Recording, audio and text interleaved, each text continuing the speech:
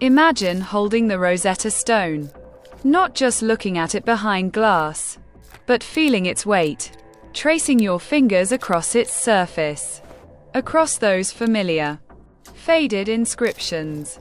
Now, imagine advanced scanning technology, the kind that can see beneath the surface, revealing hidden details invisible to the naked eye.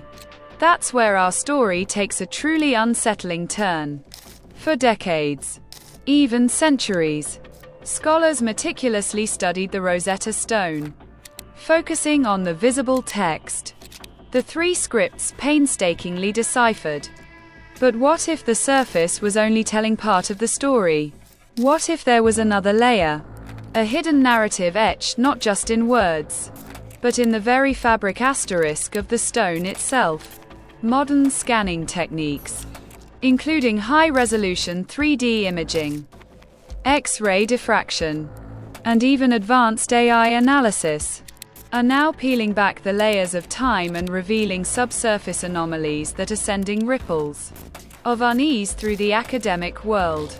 We're not talking about simple cracks or natural imperfections here. We're talking about deliberate alterations, subtle yet significant changes that suggest the Rosetta Stone we know might not be the Rosetta Stone that was originally intended. The initial scans were intended as purely preservation efforts, aimed at creating a detailed digital record of the stone for future generations. Researchers expected to document the existing surface features with unprecedented accuracy. What they found instead were anomalies. These anomalies present as irregularities, variations in the depth and texture of the carved lines that defy easy explanation. Some lines appear to be cut significantly deeper than others, almost as if they were deliberately emphasized. Other areas show faint, almost ghost-like marks, suggesting that they were recarved or altered at a later point in the stone's history, possibly by different tools or techniques. Think of it like this. Imagine examining a painting and discovering that certain brushstrokes were applied much later, using a different type of paint, subtly changing the emphasis of the composition. That's the kind of revelation we're dealing with here. But the story gets even stranger. Advanced chemical analysis of residue found within the carved grooves reveals traces of materials that don't seem to belong. These aren't uniform deposits. They're clustered in specific areas, particularly around phrases that lavish praise upon King Ptolemy V and reaffirm his divine status. It's as if someone deliberately packed these grooves with a substance to enhance or protect these specific lines. What could this substance be? Was it some kind of pigment used to highlight the words? Or perhaps a sealant intended to preserve these crucial passages from erosion? Whatever it was, its presence raises serious questions about the integrity of the original inscription. Furthermore, infrared photography reveals subtle differences in luminescence across the surface of the stone. Some areas, invisible to the naked eye under normal lighting, appear to glow differently, suggesting variations in the composition of the stone or the materials used to carve it. AI analysis of these variations reveals that the letterforms in certain areas exhibit an inconsistent mix of depths and compositions, almost as if different hands were involved in their creation. This raises the unsettling possibility that the original inscription was subtly amended, perhaps by scribes with different skills or different agendas. Were they attempting to exalt the praises of the king? Or were they trying to subtly alter the meaning of the text, rewriting history in plain sight? Now, before we jump to conclusions, it's important to acknowledge that skepticism is a crucial part of the scientific process. Some historians argue that these anomalies could be the result of natural erosion, accidental damage, or even variations in the original carving process. After all, the Rosetta Stone has survived for over 2 millennia. enduring countless environmental changes and human handling. However, the clustering of these anomalies around specific phrases is difficult to dismiss. Why would natural wear and tear selectively target the lines that praise Ptolemy V? Why would random damage consistently deepen and enhance those particular passages? These arguments suggest that intention, a deliberate act, may have been at play. Perhaps someone, motivated by political or religious reasons, sought to subtly alter the message of the Rosetta Stone, reinforcing the authority of the king during a period of instability. Maybe it was even seen as a kind of magical act, a ritualistic strengthening of the king's power through the manipulation of language. The implications are staggering. If parts of the Rosetta Stone were indeed altered after its original creation, then the decree we've relied upon for so long as a definitive historical record becomes something far more complex, a layered artifact, a palimpsest carrying both its original voice and later political manipulations. The Rosetta Stone, the very artifact that unlocked the secrets of Egyptian hieroglyphs, might also be hiding purposeful manipulations aimed at creating false memories and beliefs. It transforms the stone from a puzzle long solved back into a living mystery. It forces us to question whether the texts across its three scripts are truly parallel. Were subtle differences deliberately emphasized through reworking? And, most unsettlingly, it suggests that even the clearest windows into the past can be polished, cut, and reframed by those in power. The anomaly isn't random damage. It clusters around key claims of royal virtue. This raises a terrifying question.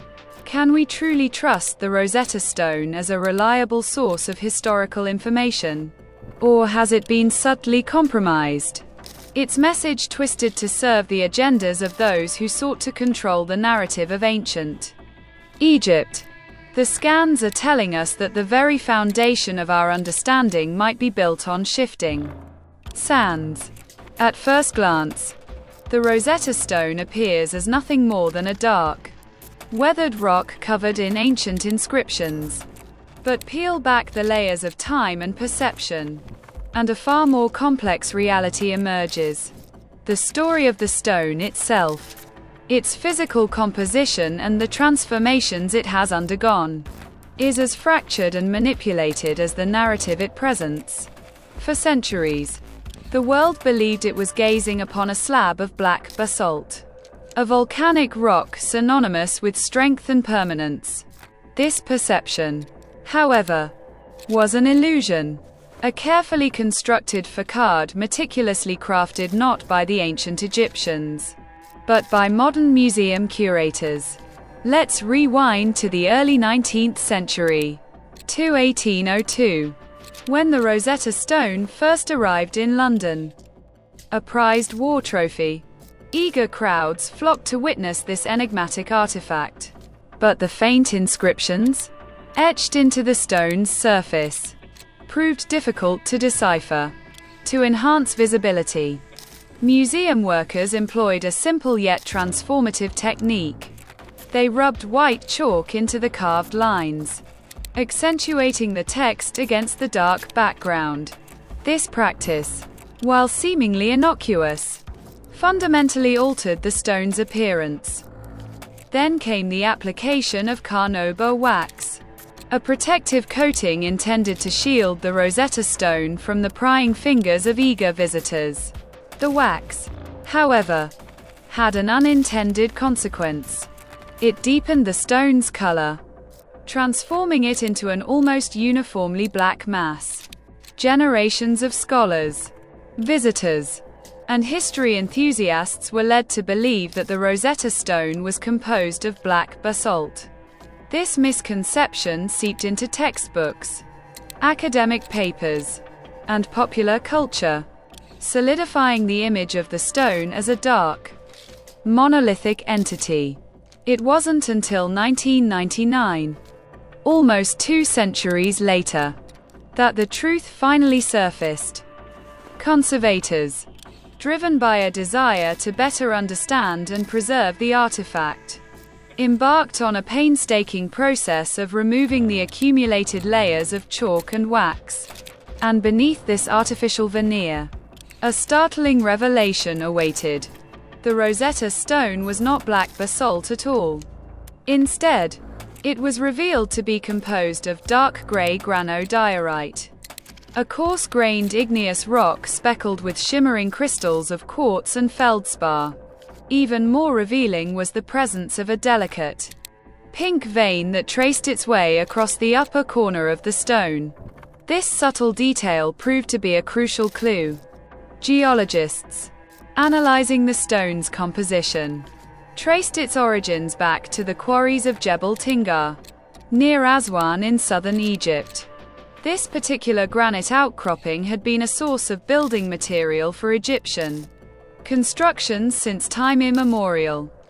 The myth of the black basalt Rosetta Stone began to crumble, replaced by the reality of a granodiorite slab, its true identity concealed for hundreds of years by human intervention. This geological deception speaks volumes. For almost 2 centuries, the world had been presented with a curated version of the stone, its true nature hidden beneath layers of artificial enhancement.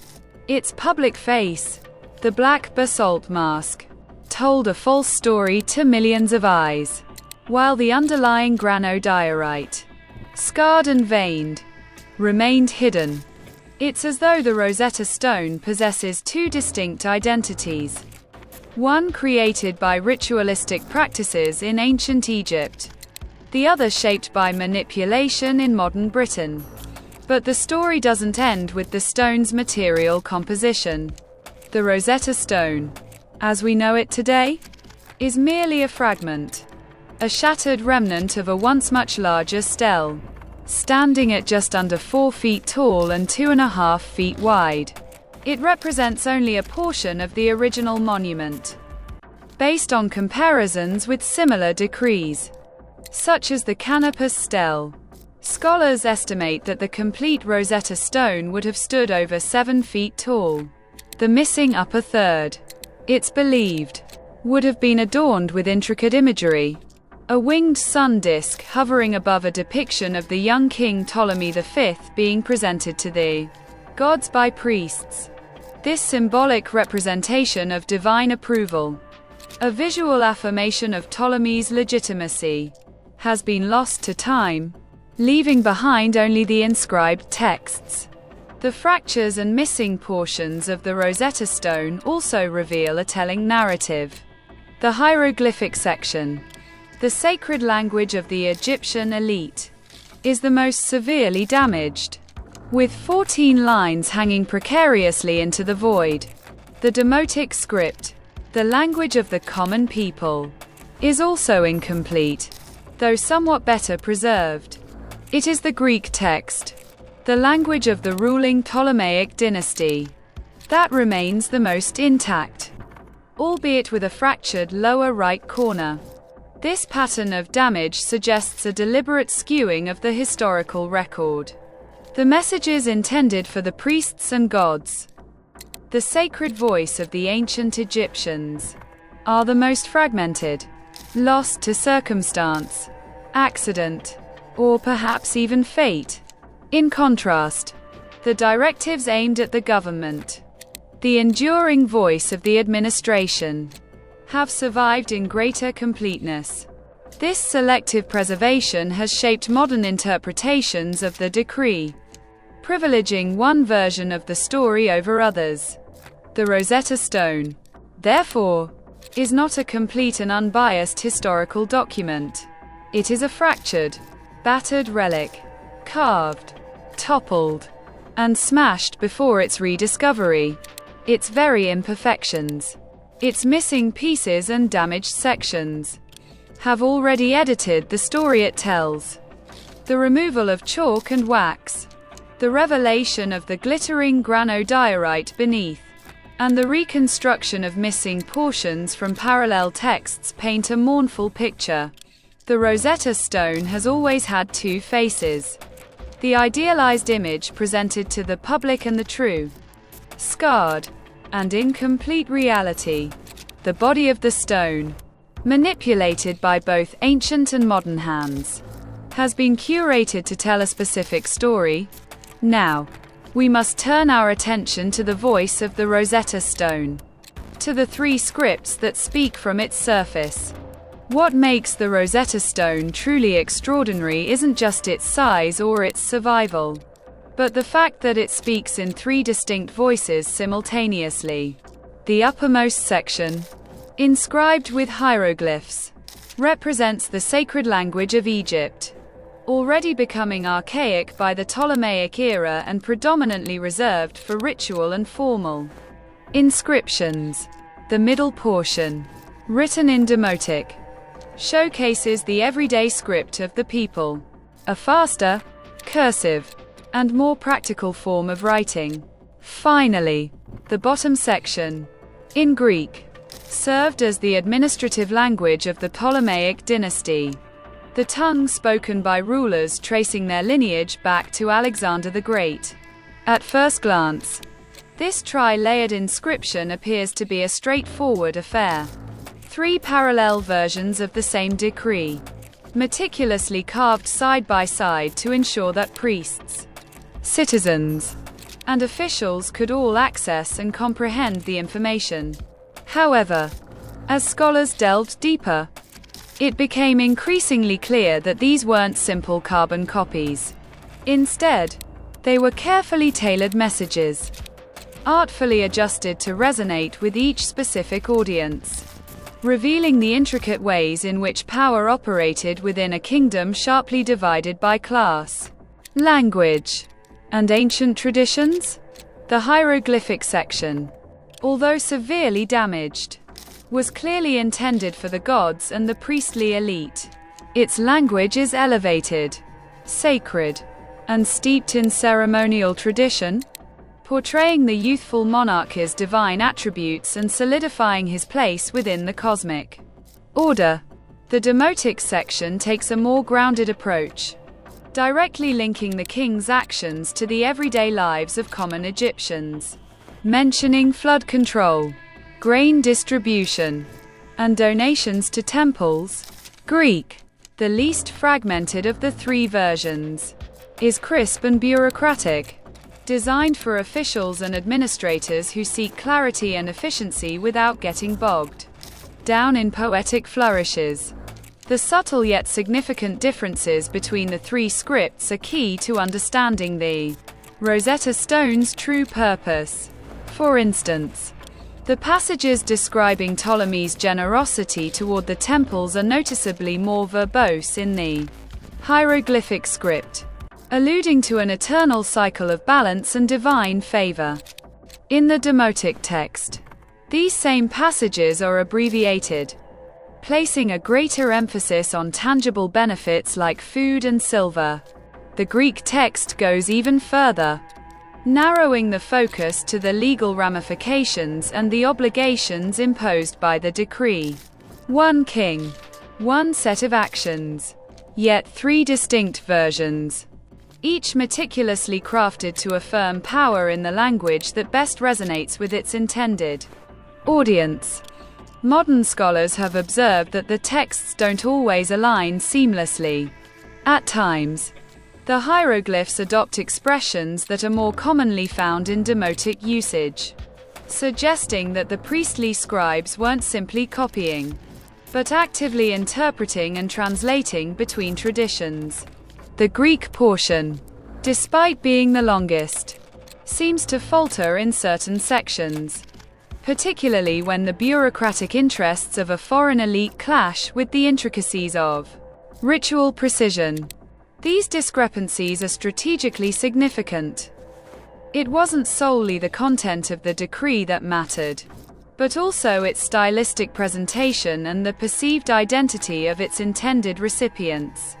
Imagine yourself standing before the complete stela within an Egyptian temple in 196 BCE. Priests would intone the hieroglyphs, linking Ptolemy to the gods. Local people, literate in Demotic, would read assurances of prosperity and stability.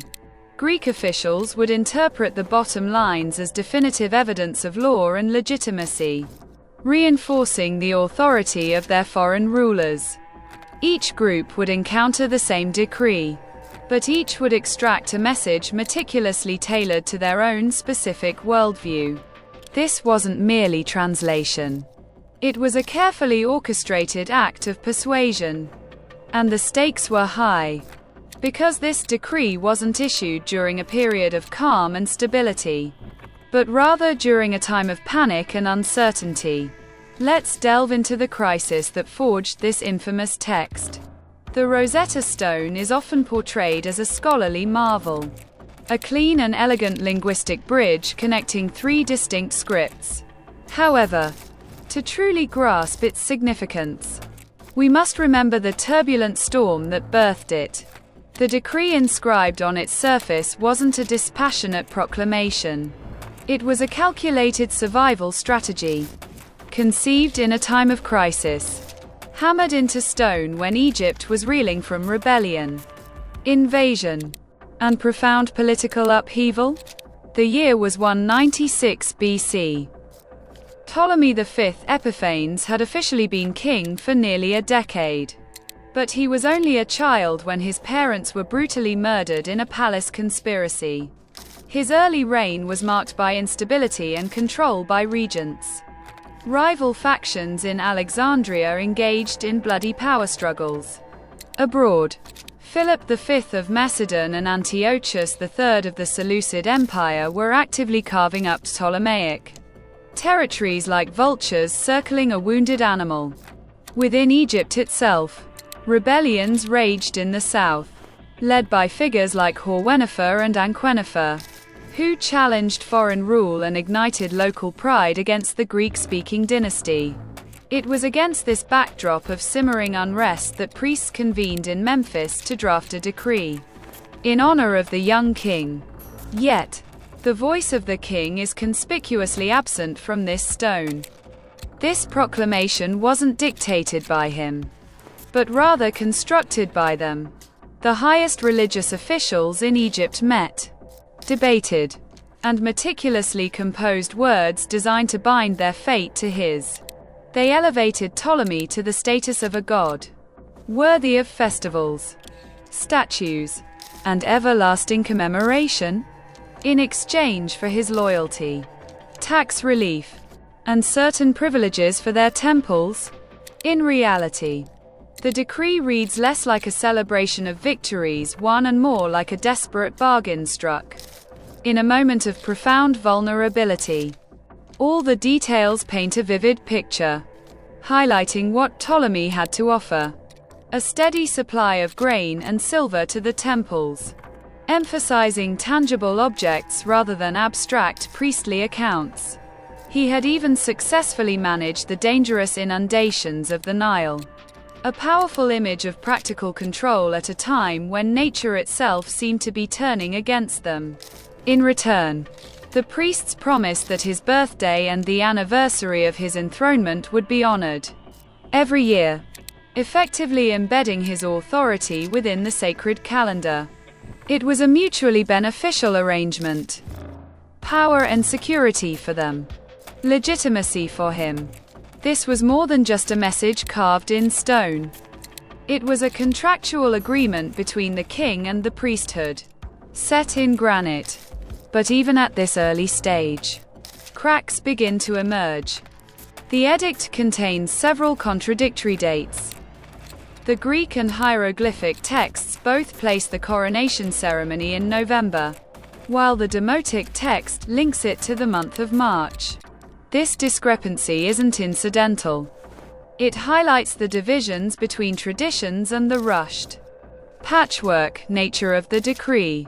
These inconsistencies suggest that the priests in Memphis were more concerned with creating the illusion of stability on paper, or, in this case, granite, than with maintaining historical accuracy. If priests wielded power through carefully chosen words, who controlled the stone after the priests? The answer involves armies and empires clashing across the sands of time.